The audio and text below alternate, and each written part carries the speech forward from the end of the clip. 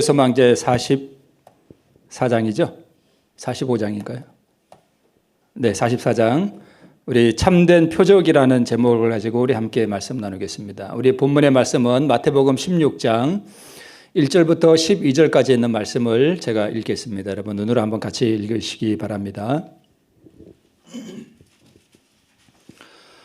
바리새인과 사두개인들이 와서 예수를 시험하여 하늘로서 오는 표적 보이기를 청하니 예수께서 대답하여 가라사대 너희가 저녁에 하늘이 붉으면 날이 좋겠다 하고 아침에 하늘이 붉고 흐리면 오늘은 날이 굳겠다 하나니 너희가 천기는 분별할 줄 알면서 시대의 표적은 분별할 수 없느냐. 악하고 음란한 세대가 표적을 구하나 요나의 표적밖에는 보여줄 표적이 없느니라 하시고 저희를 떠나가시다. 제자들은 건너편으로 갈새 떡 가져가기를 잊었더니 예수께서 이르시되 삼가 바리새인과 사두개인들의 누룩을 주의하라 하신대 제자들이 서로 의논하여 가로되 우리가 떡을 가져오지 아니하였도다 하거늘 예수께서 하시고 가라사대 믿음이 적은 자들아 어찌 떡이 없으므로 서로 의논하느냐. 너희가 아직도 깨닫지 못하느냐. 떡 5개로 5,000명을 먹이고 주운 것이 몇 바구니며 떡 7개로 4,000명을 먹이고 주운 것이 몇 광줄이던 것을 기억지 못하느냐. 어찌 내 말한 것이 떡에 관함이 아닌 줄을 깨닫지 못하느냐. 오직 바리새인과 사두개인들의 누룩을 주의하라 하시니 그제야 제자들이 떡의 누룩이 아니요 바리새인과 사두개인들의 교훈을 삼가라고 말씀하신 줄을 깨달으니라. 네, 오늘 참된 표적 시대소망제 44장입니다. 우리 지난 시간에 예수님께서 두로와 시돈 지경에 가셔서 귀신 들린 딸을 가졌던 그 어머니의 간구를 통해서 딸의 귀신 들림을 고쳤던 그 사건을 우리가 한번 보았습니다. 이제 예수님께서 저기 두로와 시돈을 지나서 거라사 지방에 이르렀습니다. 거라사가 저기 있잖아요, 그죠? 그리고 두로는 저 화살표가 시작되는 부분이 그쪽이 두로와 시돈 지역이거든요. 저기를 걸어서 이쪽으로 내려오셨습니다. 자, 여기 거라사 지방은 전에 그 두 광인, 귀신 들렸던 두 광인을 고쳤던 바로 그 지방입니다. 근데 이 지방에 가셨을 때 사람들이 기먹고 말이 어눌한 사람을 이렇게 데리고 왔는데요. 예수님께서 그 사람을 이렇게 고쳐주신 사건이 우리 그 본문 앞절에 기록되어 있습니다. 근데 다른 많은 환자들은 예수님께서 말씀으로만 고치시는데 이 사람은 이렇게 따로 한적한 곳으로 데려가셔서 손가락을 귀에다 이렇게 넣으시고 그 다음에 손가락을 입에다 대시면서 열리라고 이렇게 말씀하시면서 하늘을 우러러 탄식하셨다고 이렇게 기록되어 있습니다. 우리 시대소망에 뭐라고 기록되어 있는가 하면 왜 예수님께서 탄식을 하셨는가 하면 무엇을 생각하면서 탄식하셨는가 하면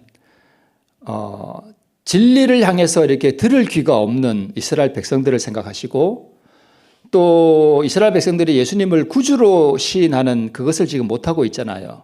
그래서 어눌한 말이 예수님을 구주로 시인하지 못하는 그들의 민족을 생각하시고 또 그의 귀가 닫힌 것을 이스라엘 민족들이 진리를 들을 귀가 없는 것을 생각하시면서 탄식하시는 거예요. 하늘을 우러서 깊이 탄식하시면서 그를 고쳐주신 것으로 이렇게 나타나고 있습니다. 그래서 이 귀먹고 말이 어눌한 이 사람을 통해서 우리는 오늘 우리의 모습을 좀 살펴볼 수 있습니다. 이 거라사 지방으로 우리 돌아왔는데요. 이 거라사의 주민들은 돼지떼가 죽음으로 해서 예수님을 쫓아냈잖아요. 그죠? 그래서 고침을 받은 거라사의 광인의 말을 듣고 그 이후에 예수님을 보고 싶다는 갈망이 일어나게 됩니다. 그러고 나서 이제 귀먹고 어눌한 자를 고쳤거든요. 그리고 여기서 바로 또 7병이어의 이적을 행하셔요.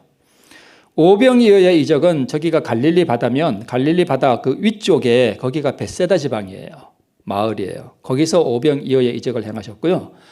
이 7병이어의 이적도 있잖아요. 떡 7개와 물고기 2마리로 4,000명을 먹인 그 사건이 바로 저 거라사 지방에서 있었던 일입니다. 5병이어는 벳세다 지방에서 있었는데 이때는 주로 유대인들을 대상으로 행한 이적이에요. 그런데 여기 7병이어의 이적을 일으킨 이쪽 거라사 지방은 유대인들이 아니라 주로 이교도들과 이방인들이 사는 곳이었습니다. 수로보니게 여인의 딸을 고쳐주신 이후에도 이 제자들의 마음속에는 이방인에 대한 편견이 아직도 있었습니다. 그래서 다시 한번 그들에게 교훈을 주시기 위해서 칠병이어의 이적을 행하신 것을 우리가 볼 수 있습니다. 이것은 그냥 지나가는 이야기들이고요. 자, 여기 오른쪽에 있는 갈릴리 바다 오른쪽에 있는 동쪽에 있는 이 지방이 거라사 지방이거든요. 예수님께서 다시 배를 타시고 이번에는 건너편 마가단 지방으로 가셨다 이렇게 돼 있는데 마가단 지방이 정확하게 저기인지는 잘 모릅니다. 대충 저기라고 하는 분도 있고 조금 아래쪽으로 보는 분들도 있는데 저기로 건너가셨습니다.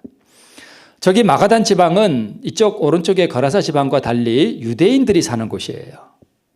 저기에 가셨더니 건너갈 때에 두로와 시돈 지방의 수르보니게 여인의 그 믿음을 통해서 예수님께서 용기를 얻으시고 힘을 얻으시고 또 이쪽 거라사가 있던 그쪽 지방이 데가볼리 지방이거든요. 이 데가볼리 지방의 이방인들이 예수님을 영접했잖아요.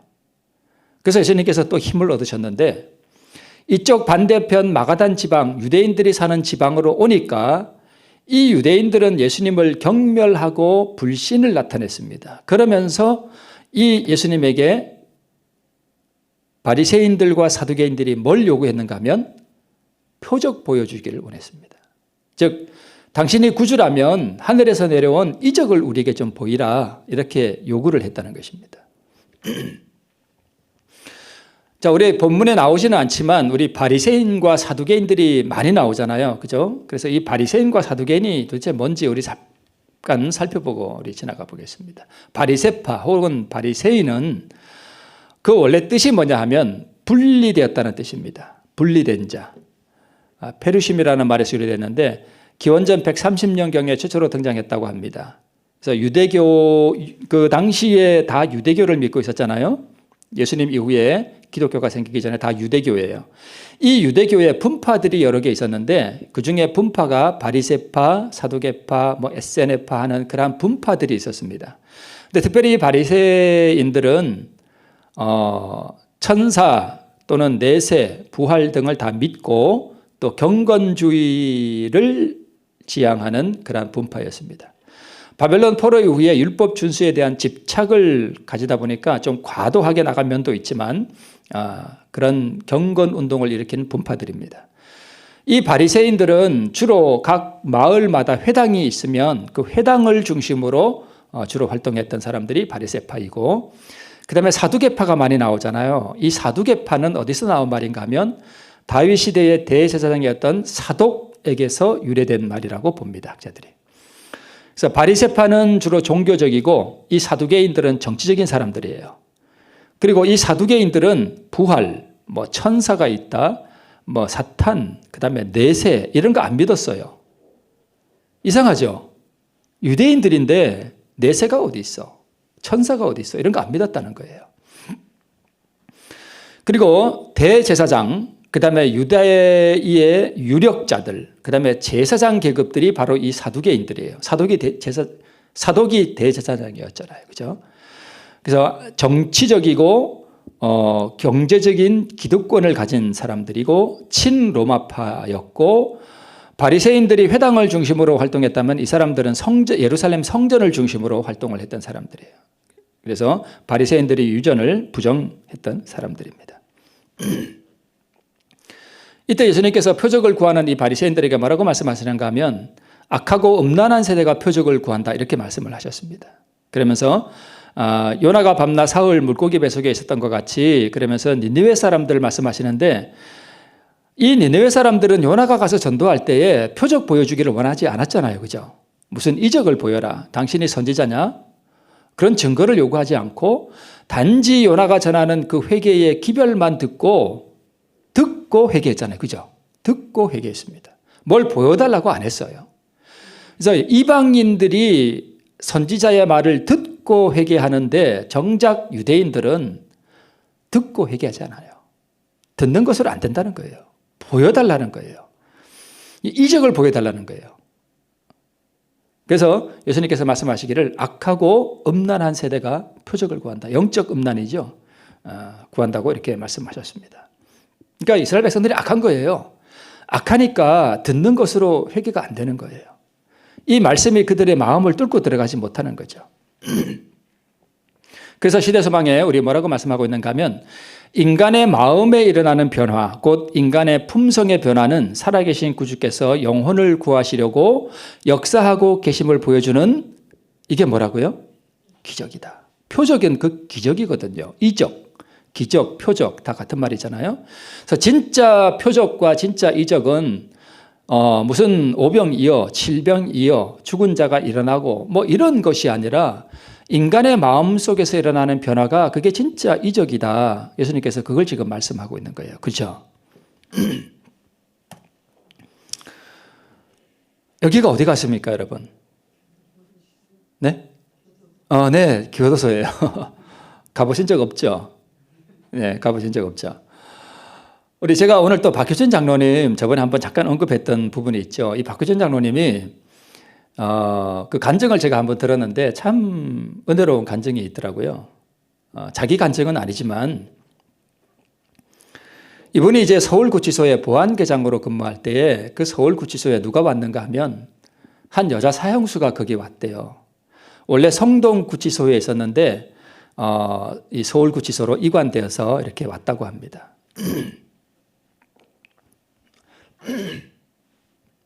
근데 이 여자 사형수가 그 성동구치소에 있을 때에 구원을 받고 성령의 임재를 경험하고 성경을 50번을 통독을 했대요. 그 다음에 1,000여 명의 그 미결수 제소자들에게 행함과 진실함으로 전도를 했다고 합니다.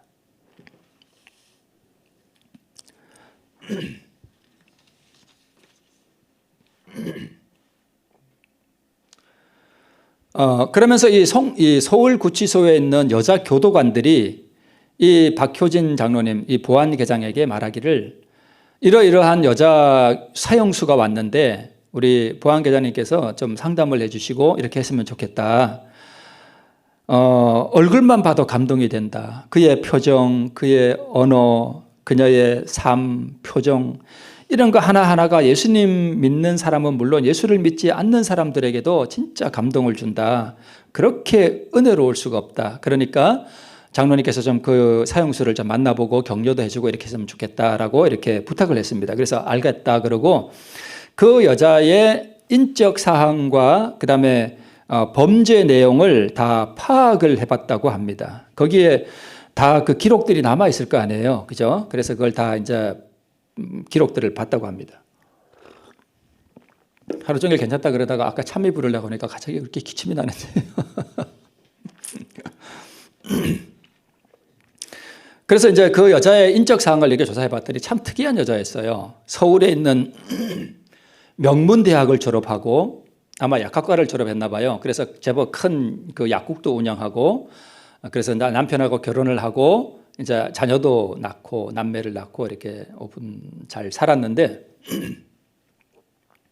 왜 그랬는지는 말하지 않지만 두 부부 사이에 문제가 생겼어요. 그래서 그 미움이 증오로 바뀌고 그 증오가 다시 살인으로 바뀌었습니다. 그래서 돈이 좀 있으니까 사람들을 사서 청부살인을 한 거예요. 그리고 이제 그 사실을 시어머니가 이제 눈치를 챈 것 같으니까 그 시어머니도 사고를 위장해서 이렇게 죽이려고 했는데 미수에 그쳤습니다. 그러다가 이제 사건이 발각이 되어서 이제 구치소에 수감되었고 결국 사형 언도를 받았습니다. 그래서 그 기록들을 살펴보니까 교도관들을 되게 힘들게 한 것 같아요. 항상 이게 자해를 하고 혀를 깨물고 머리를 갖다 막 벽에 들이박고 매 순간마다 이 교도관들이 그녀를 감시를 해야 했다고 합니다. 그래서 그녀의 이 신분 기록 카드는 교도소에서 그 여자가 저지른 그 잘못들과 사고들로 가득 채워져 언제 뭐 하고 뭐 이렇게 써져 있었다고 합니다. 그러던 중에 성동 구치소에 있던 한 여성 교도관이 그 여자에게 성경책을 하나 던져줬습니다. 사실 그 교도관은 기독교인이 아니라 그 당시 법무부 소속 불교 시무회 총무였다고 합니다. 그래서 하도 그 교도소 내에서 문제를 일으키니까 이 성경책 읽고 사람 좀 되라고 성경책을 하나 던져줬다 그래요. 그거 성경 보겠습니까? 안 보죠. 그래서 방치를 해놨는데 교도소에 있으면은 뭐 할 일이 없잖아요. 심심하고 외롭고.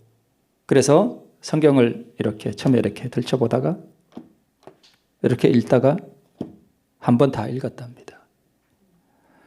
2번 읽고 3번 읽고 4번 읽고 한 뒤에는 완전히 성경에 사로잡혀서 밥을 굶어가면서까지 성경을 읽었다고 합니다.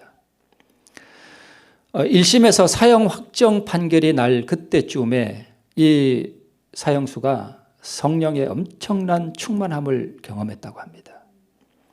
그 후로 완전히 다른 사람으로 변화됐습니다. 죄를 회개하고 하나님의 은혜로 살아가는 사람이 됐습니다.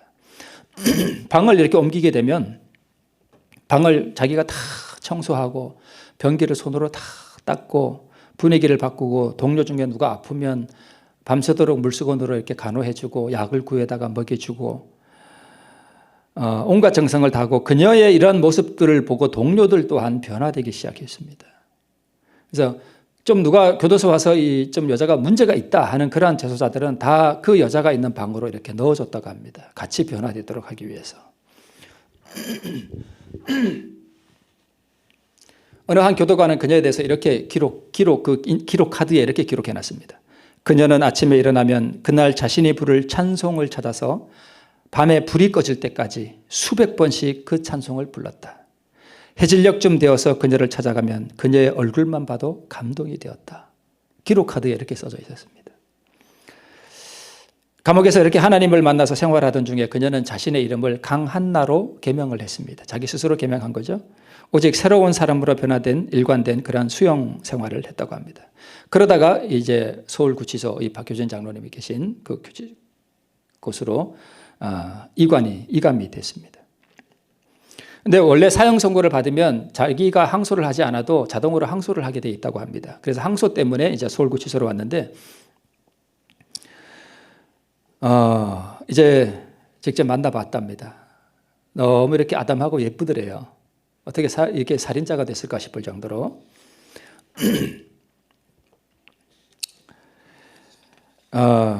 뭐 중간에 좀 생략하고 자기가 이 박효정 장로님 앞에서 이렇게 찬송을 부르는데 그게 너무 재밌기도 하고 그래서 웃었는데 그 찬송을 부르는 그녀의 모습을 보고 이 장로님이 그 앞에서 엄청나게 많이 울었답니다. 너무 은혜로운 모습 때문에.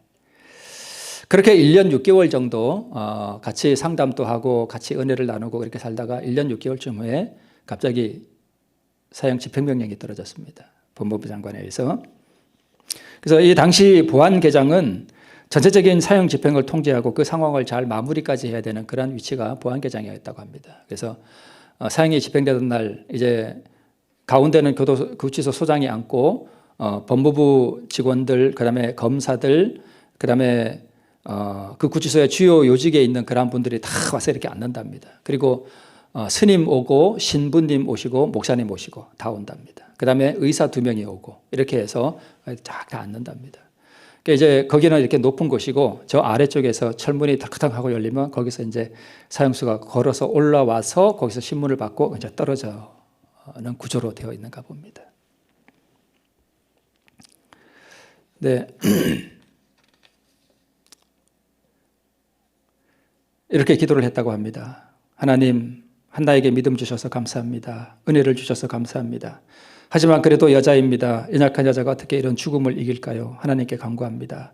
어떻게 하든 죽음의 공포에 떨지 아니하고 담담하게 죽음을 맞이할 수 있게 은혜를 베풀어 주세요. 하고 기도를 하는데 지하실 문이 덜커덕 열리고 이제 그녀 교도관들과 그 사형수가 저벅저벅 걸어오는 발걸음 소리가 들리는데 그 계단 밑을 바라보고 있는데 참 무서운 계단이잖아요. 자기가 죽으러 올라가는 그 계단이 얼마나 무섭겠어요. 뭐 상상이 되시죠? 어떻게 죄수들이 올라오는지. 그냥 뭐 그 상황은 우리가 뭐 상상하고도 남습니다. 근데 아주 담담하게 그걸 올라와서 올라오는데 찬송을 부르면서 올라옵니다. 나 같은 죄인 살리신, 제가 지난주에 한번 불렀던 찬송이 있죠. 나 같은 죄인 살리신. 그렇게 해처럼 밝고 그렇게 아름답게 보이더랍니다. 어떠한 공포도 없고. 찬양을 하면서 사형장으로 들어와서 자리에 앉았습니다. 소장이 생년월일, 이름, 주소 다 묻고 또렷이 다 대답을 하고 마지막 임종 예배를 드리고 유언을 남기겠느냐 하는 말에 이렇게 유언을 남겼답니다. 이 땅에 하나님의 나라가 속히 임하셔서 다시는 저처럼 악한 죄를 저지르는 사람이 없어지고 이런 무서운 형벌도 사라지는 날이 오기를 간절히 소원합니다. 사탄에게 속아 이런 엄청난 죄를 저지른 죄인을 용서해 주신 하나님께 정말 감사합니다.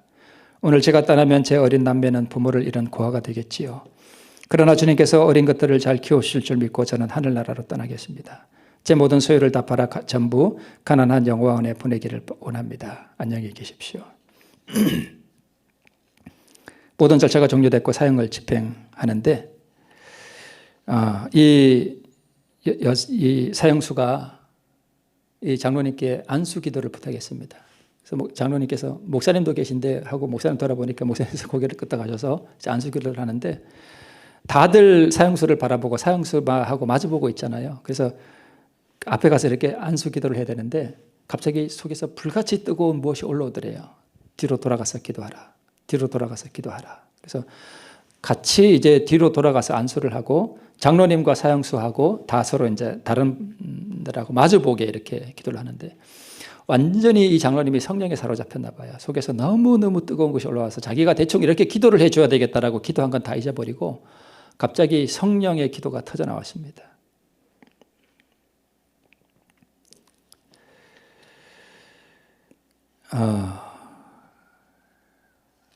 하나님, 오늘 이 사랑하는 이 딸은 자기가 지은 끔찍한 살인죄 때문에 이슬로 사라지지만 그러나 오늘 이 자리에 그럴듯한 모습을 하고 있는 이 모두는 이 딸보다 더 추악하고 더 사악하고 더 더러운 죄들을 가슴에 가득 품고도 이 딸을 판단하고 정죄하고 죽음을 명하는 자리에 앉아 있습니다. 삶과 죽음이 교차하는 이 절박한 상황 속에서 과연 누가 더 죽을 자이며 누가 더 살인자인지 심각하게 자신을 더 돌아보게 해 주시옵소서. 기도가 끝나고 눈물을 닦고 정신을 차려보니까 앞에 있는 사람들은 대부분 박 장로의 상관이었는데 예배소 소장이 수건을 꺼내가지고 엎드려서 통곡을 하고 있고 검사들도 다 울고 있고 스님도 다 울고 목사님도 다 울고 의사도 다 울고 있더랍니다. 제가 요즘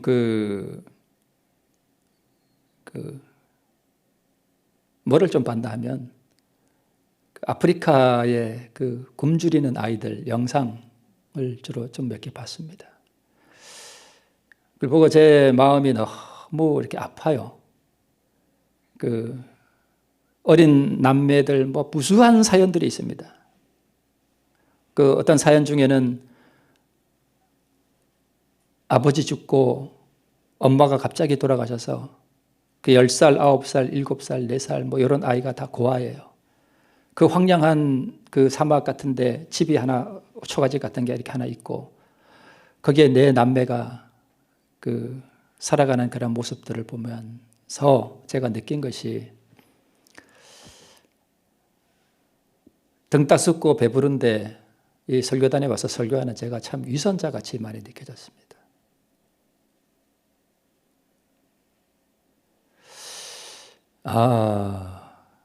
우리는 너무 등 따숩고 배불러서 은혜를 은혜로 깨닫지 못하고 우리는 무엇을 추구하고 살아가는가 하는 그런 물음이 제 마음 가운데 참 많이 왔습니다.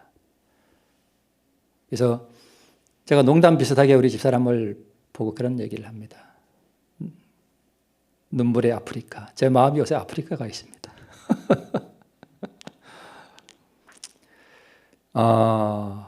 어린 남매들을 놔두고 다 부모님이 죽어서 고아가 된 이 상황을 보고 그래서 제가 성경을 일부러 찾아봤어요. 너희는 고아와 과부를 하지 말며 압제하지 말며 하나님께서 이스라엘 백성들에게 이렇게 말씀하셨잖아요. 너희는 고아와 과부를 압제하지 말며 그 고아들을 향한 하나님의 심령이 어떠할까? 며칠씩 굶다가 이 10살도 안 된, 10살, 11살 된 이 아이가 그 남의 집에 가서 일을 해가지고, 뼈 빠지게 일을 해가지고, 옥수수 가루 이만큼 얻어와가지고, 그걸로 풀 같은 죽을 쏘가지고, 그 자기 동생들을 먹이는데 자기는 못 먹고, 물론 약간 연출된 면도 있다는 거 제가 알아요. 근데 못 먹고 하는 그런 그 모습들 속에서 오늘 그 아이들을 바라보는 그 하나님의 그 심령과 어쩌면 오늘 배부르고 등 따순 가운데서 은혜를 모르고 감사를 모르고 살아가는 우리를 바라보는 하나님의 심령이 오늘 어떠하실까라고 하는 그러한 것들을 생각해 보니까 좀 죄송한 말씀이지만 제 자신이 참 위선자 같았습니다. 여러분,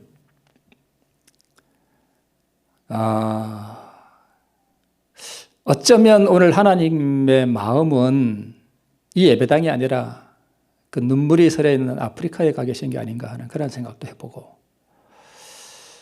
오늘 이기심으로 뭉쳐져 살아가는 나의 모습을 되돌아보게 하고, 우리는 과연 하나님께서 주시는 그 진짜 표적, 우리의 심령이 온전히 변화되고 우리의 이기심과 자아가 주님 앞에서 무너지고 정말 우리가 변화된 그리스도인으로서 내 이웃의 아픔과 고통을 돌아보는 그런 그리스도의 마음, 그리스도의 뜨거운 심장을 오늘 우리가 가지고 있는가 하는 그러한 부분들을 우리가 다시 한번 생각해 보게 됐습니다.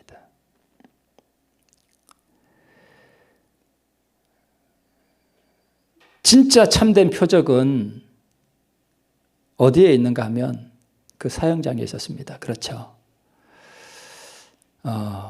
그 상황 가운데서 그가 50번이나 성경을 통독하고 그의 변화된 삶을 통해서 사람들에게 전도를 했던 그런 모습을 바라보면서 오늘 우리는 비록 그렇게 구금된 상황은 아니지만 어쩌면 더 많은 죄악들과 더 많은 이기심들과 진짜 더러운 죄악들을 우리 가슴에 숨기고 위선적으로 살아가는 우리의 모습을 여러분이 그렇다는 뜻이 아니라 혹시라도 우리가 그렇다면 진짜 사형수는 우리고 우리가 진짜 하나님 앞에 새롭게 되어야 할 그런 부분들이 아닌가 하는 그런 생각을 해보게 됐습니다.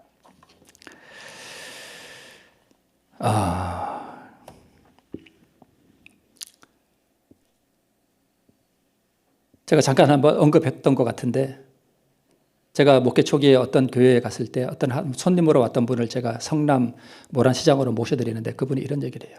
왜 오늘날 교회에 이적이 없느냐? 왜 하나님의 현현한 그 능력의 나타남이 없느냐? 그런 부분을 말씀하시는데 제가 그때는 너무 목회자의 사역자로서 너무 어려서 그때 대답을 못했는데 여러분, 하나님께서 지금 우리에게 그런 능력 안 주셔요.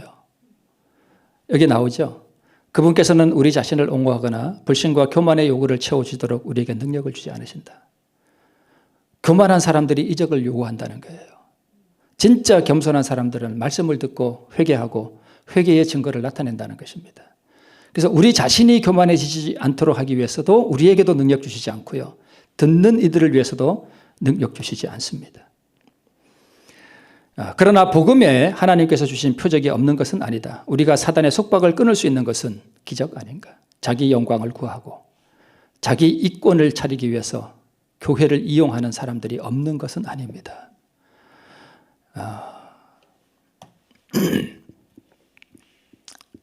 그래서 다시 마가단 지방에서 베세다 지방으로 예수님께서 배를 타고 건너가시면서 하셨던 말씀이 삼가 바리새인과 사두개인들의 누룩을 주의하라 하신 말씀이 바로 그것입니다.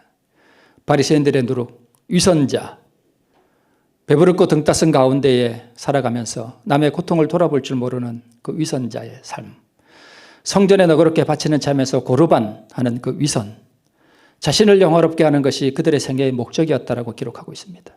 우리 중에 누가 가장 크냐 하는 제자들의 다툼, 자아 만족에 대한 생각들, 사람에게 인정받기를 갈망하는 제 속에도 그런 것이 있음을 제가 가끔 느낍니다. 자아에 대한 사랑, 이런 것들이 다 누룩이거든요. 오늘 이런 것들이 우리 속에 없습니까? 제자들까지도 겉으로 보기에는 예수를 위하여 모든 것을 버린 것처럼 보였으나 마음속으로는 자신을 위하여 큰 것들을 추구하기를 그치지 않았다. 제자들도요. 누가 더 큰지에 대하여 분쟁을 일으킨 것은 바로 이 정신이었다. 그들과 그리스도의 사이를 막고 예수의 자아 희생의 사명에 몰인정하게 하고 구속의 오멸을 그토록 더디 이해하게 만든 것은 바로 이 정신이었습니다. 누룩, 위선. 그래서 참된 표적은 바로 우리 마음 가운데 있는 이 정신을 제거하고 사형장 앞에서도 흔들리지 않는 믿음을 가지고 죽음에 임할 수 있는 그것이 바로 참된 표적이 아닌가 싶습니다. 우리가 받아들인 믿음이 이기심과 의식을 멸할 때에, 그리고 우리로 하여금 하나님의 영광을 구하게 하고 자신의 영광을 구하지 않게 할 때에, 그것이 우리는 바른 순서임을 알 수 있다. 언제 이적의 능력을 하나님께서 베푸시는가 하면 우리가 완전히 회개하고 정말 하나님 앞에 우리가 조사심판을 통해서 우리의 죄가 도말되고 성령의 늦은 비 성령이 내릴 때, 그때 우리에게 능력이 임합니다.